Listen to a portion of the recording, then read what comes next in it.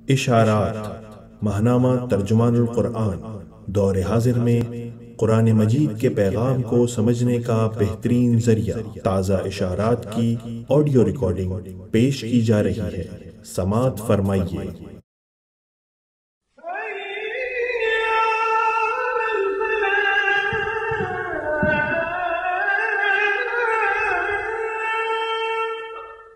بسم اللہ الرحمن الرحیم۔ اشارات۔ موضوع: موجودہ قومی بحران حل کیجیے۔ تحریر: سلیم منصور خالد۔ ماہنامہ عالمی ترجمان القرآن، مئی 2022۔ یہ جملہ ملک شدید بحران سے گزر رہا ہے، اتنی کثرت سے سنتے اور پڑھتے چلے آ رہے ہیں کہ اب یہ اپنی معنویت تقریباً کھو چکا ہے، مگر شدید بحران کا لفظ بہرحال اپنی جگہ موجود ہے۔ قومی زندگی کے صبح و شام پر نظر ڈالیں تو یہ صاف دکھائی دیتا ہے کہ قوم اور ملک آتش فشاں کے دہانے پر کھڑے ہیں، اور یہ آتش فشاں کسی بھی وقت پھٹ سکتا ہے۔ حساس دل و دماغ تو زیر زمین زلزلے کی گہری زیریں لہروں کو محسوس کر رہے ہیں، مگر افسوس کہ قومی قیادت اور خود قوم قریب آتے ہوئے تباہ کن مستقبل سے بالکل بے خبر ہے۔ سطحیت ہر سطح پر حاوی ہے، جذباتیت کا دورہ ہے، اجتماعی زندگی ہیجان اور انتشار کا شکار ہے کہ صاحبان اقتدار اور اپوزیشن کے بیانات سے کم علمی اور کج فہمی جھلکتی ہے۔ جاہلیت اسلامی تہذیب کے خرمن کو جلا رہی ہے۔ تاریخ کا یہ سبق یاد رہنا چاہیے کہ ایسے طوفانوں کے نتیجے میں محض حکومتیں تبدیل نہیں ہوا کرتیں، بلکہ ماضی کی تہذیبی قدریں اور تعلقات و معاملات کا پورا نظام اپنی جگہ سے ہل کر رہ جاتا ہے، جس کے اثرات دیر تک قومی وجود کو چاٹتے رہتے ہیں۔ گویا کہ چند افراد کی نادانی کے نتیجے میں معاشرے کو بہت قربانی دے کر پھر کہیں بہت مشکل سے راستی اور درستی کا سرا ہاتھ آتا ہے۔ قیام پاکستان کے 75ویں سال یہ منظر ایک بدقسمتی ہے، تاہم اس گئی گزری صورتحال کے باوجود ملک و ملت کو سنبھالنے والے دماغ موجود تو ہیں، مگر بڑا المیہ یہ ہے کہ وہ حالات کو دیکھ کر رہنمائی دینے کے لیے آگے بڑھنے میں تذبذب کا شکار ہیں۔ پاکستان کی تعمیر و ترقی کے لیے فی الحقیقت سب سے بڑا ادارہ سیاسی جماعتوں کا وجود ہے، لیکن افسوس کہ یہی ادارہ سب سے زیادہ بگاڑ اور عاقبت نااندیشی کا شکار رہا ہے۔ پاکستان کے مخصوص علاقائی مسائل کے باعث پارلیمانی جمہوریت کی صورت میں ملک کے لیے ایک مفید راستہ تجویز کیا گیا تھا، اور اس پر کم و بیش ہر زمانے میں اتفاق رائے پایا گیا، تاہم حکومتوں، انتظامیہ اور مقتدر طبقوں کی جانب سے دانستہ طور پر اچھی تعلیم و تربیت سے پہلو تہی اور شرح خواندگی کی حد درجہ کمی نے ملک کی جمہوری اور پارلیمانی زندگی کو جاگیرداروں، سرمایہ داروں، نوابوں، برادریوں اور لسانی و علاقائی تفریقوں کی دلدل میں اس طرح جکڑ لیا ہے کہ انتخابات میں تقریباً 70% یہی لوگ کامیاب ہو کر مسند اقتدار پر براجمان ہوتے ہیں۔ یوں جمہوریت بے اثر ہو کر رہ گئی ہے۔ منتخب ہونے کے قابل ناموں الیکٹیبلز نے جمہور عوام کی رائے کو بے وزن بنا کر پارلیمنٹ کی قوت کار کو گھن لگا دیا ہے۔ لوگ پارٹیوں کو تبدیل کر کے یا اپنے شخصی رسوخ کے بلبوتے پر منتخب ہو کر پارلیمنٹ کے ایوان میں پہنچ جاتے ہیں، مگر نہ انہیں قانون سازی سے کچھ دلچسپی ہوتی ہے، نہ ملک کی پالیسی سازی میں کوئی کشش نظر آتی ہے، اور نہ ان کے اندر کاروبار سیاست کا فہم حاصل کرنے کی کوئی امنگ ہے۔ اس طرح پارلیمان کچھ خاندانوں، چند لوگوں اور طاقتور افسروں کی یرغمال بلکہ غلام نظر آتی ہے۔ ایسی پارلیمان کہ جسے جب چاہے کوئی میڈیا ہاؤس رام کر لے یا کوئی NGO زیر دام لے آئے۔ سیاسی پارٹیوں کی موروثی قیادتیں جمہور عوام کے ان نمائندوں کو اپنے تابع محمل کارندوں سے زیادہ حیثیت دینے کو تیار نہیں۔ اجتماعی اور تمدنی زندگی کی شرازہ بندی کے لیے ایک دستوری معاہدے کے تحت جس بندوبست نے ملک کی تمام قوتوں کو متحد و متفق کیا ہے اور جس کے تحت قومی ادارے وجود میں آئے ہیں، افسوس کہ اسی دستوری معاہدے کو تسلیم کرنے اور اس کے مطابق حکومت چلانے کے لیے کوئی تیار نہیں ہے۔ یہ سب فساد اسی انکار کے نتیجے میں قومی وجود کو ڈس رہا ہے۔ اس زہر کے تریاق یعنی دستور کو کچھ وقت نہیں دی جاتی، البتہ جب کسی طبقے، گروہ یا فرد کو اپنے مفاد کے لیے اسے محض ایک عارضی وسیلے کے طور پر برتنے کی ضرورت محسوس ہوتی ہے تو وہ چند روز دستور کی حرمت اور احترام کا واویلا ضرور کرتا ہے اور پھر اسے ایک ناقابل برداشت بوجھ سمجھ کر دور پرے پھینک دیتا ہے۔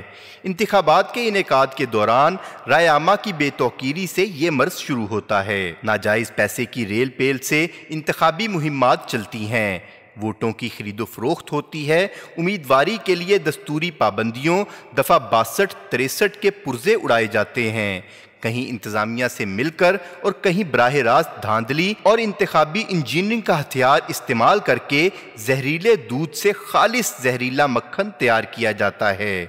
ظاہر ہے کہ جب بنیاد یہ ہوگی تو خیر و برکت، دیانت و امانت، عدل و توازن کے پھول وطن عزیز کے آنگن میں کب اور کہاں کھل سکیں گے؟ یہی وجہ ہے کہ ہمارے چاروں طرف پھولوں کے بجائے کانٹے اگتے اور جستے قومی کو لہو لہان کرتے ہیں۔ پھر معلوم نہیں کیوں اور کس اختیار کے تحت مسلح افواج کے اعلیٰ افسران نے یہ سمجھ لیا ہے کہ ملکی سیاست اور کاروبار ریاست کی نشست و برخاست کو درست کرنا یا انہی کی مرضی کے تحت منظم کرانا مسلح افواج کی ذمہ داری ہے، حالانکہ دستور اسلامی جمہوریہ پاکستان مسلح افواج کے لیے ایسی کسی ذمہ داری کی نہ گنجائش دیتا ہے اور نہ اس کا کوئی روزن ہی کھلا رہتا ہے۔ تو پھر ایسا کیوں کیا جاتا ہے؟ یقیناً بعض سیاسی قوتیں اپنی باری پانے کی غرض سے اس غیر آئینی کھیل کے لیے راستہ بناتی اور اپنے مفاد کے لیے اس قومی ادارے کو استعمال کرنے اور اس کا اعلی کار بننے کا غیر قانونی فعل انجام دیتی ہیں، جسے ملازمین ریاست خوشی سے انجام دینے کے لیے آگے بڑھتے ہیں۔ سرحدوں پہ اور پھر داخلی سطح پر ملکی دفاع سنگین خطرات سے دوچار ہے۔ اس میں سرحدوں کے ان مایہ ناز فرزندوں کے حلف کا تقاضا ہے کہ وہ پوری توجہ دفاعی امور پر مرکوز رکھیں، لیکن صد افسوس کہ بعض اعلیٰ عسکری افسران کے ہاں سیاسی مداخلت کے ذوق کی تسکین کے لیے سرگرمی دکھائی جاتی ہے۔ اسی چیز کا نتیجہ ہے کہ ایک وقت میں ایک سیاسی قوت برسر عام دفاعی اداروں کو تنقید کا نشانہ بناتی ہے اور پھر اپنی باری آنے پر دوسری سیاسی قوت مسلح افواج کو بحیثیت ادارہ تنقید و دشنام کا ہدف بناتی ہے، جس کا مجموعی نتیجہ دفاعی حصار میں رکھنا اندازی کی صورت میں سامنے آتا ہے۔ اب پیمانہ سنگین خطرات کی حدود کو چھو رہا ہے۔ اعلیٰ عدلیہ ہو یا نچلی سطح کی عدالتی تنظیم، اس کی ذمہ داری ہے کہ شہریوں کو عدل و انصاف مہیا کرے۔ دستور کی پامالی اگر طاقتور طبقے کریں تو ان کے ہاتھ روکے۔ معاشرے کو اعتماد ہو کہ ان کی داد رسی کے لیے عدلیہ کا ادارہ موجود ہے، لیکن یہ ہمارے عدالتی نظام کار کی بے عملی ہے کہ برسوں تک مقدمات عدالتوں کی فائلوں، اہلکاروں کی آوازوں، وکیلوں کی بے نیازیوں اور جج حضرات کی طویل طویل پیشیوں کے وقفوں میں گم ہو کر رہ جاتے ہیں۔ اس اذیت ناک منظرنامے کو تبدیل کرنے کی جانب عدالت، وکلاء اور قانون ساز ادارے توجہ دینے پر آمادہ نہیں نظر آتے۔ گزشتہ ہفتوں کے دوران پاکستان کی پارلیمانی تاریخ میں براہ راست تصادم کی صورتحال پیدا ہوئی تو عدالت نے ایک جانب وفاداریاں تبدیل کرنے والوں کے بارے میں فیصلہ دینے سے بے نیازی کا رویہ اختیار کیا، مگر دوسری جانب مداخلت کر کے ایک راستہ نکالا جسے بعض حلقے پارلیمانی روایت سے ٹکراتا ہوا فیصلہ قرار دیتے ہیں۔ لیکن سوال یہ ہے کہ خود ارکان پارلیمان نے کس طرح اور کب پارلیمانی روایات کی پاسداری کی ہے؟ یہ خود سیاستدان ہی ہیں جو بعض اوقات دولت کے لالچ میں یا مقتدر قوتوں کے اشارے پر اپنی وفاداریوں کا سودا کرتے ہیں۔ برسوں سے ہماری برسر اقتدار پارٹیوں نے پارلیمنٹ کو پتلی تماشے کی طرح چلایا ہے۔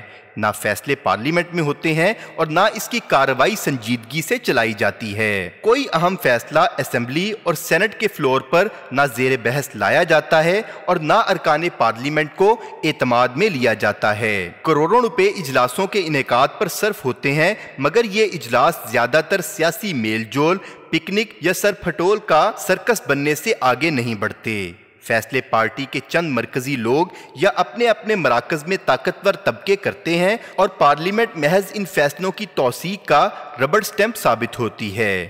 سمجھ میں نہیں آتا کہ اسے جمہوریت کہا جائے یا محض جمہوری تماشا۔ ایسے جعلی نظام پر جمہوریت کی حرمت کا غلاف چڑھانا اپنی جگہ ایک بدمذاقی ہے۔ آج ہم دیکھ رہے ہیں کہ قوم ایک ہیجانی کیفیت میں تصادم کی سمت بڑھ رہی ہے۔ شعلہ بار تقریریں اور آتشی بیانات اس آگ کو مزید بھڑکا رہے ہیں۔ جذباتی طرز تکلم اور دشنام ترازی نے اداروں کے ڈسپلن ہی نہیں، خود گھروں کے سکون کو اپنی لپیٹ میں لے لیا ہے۔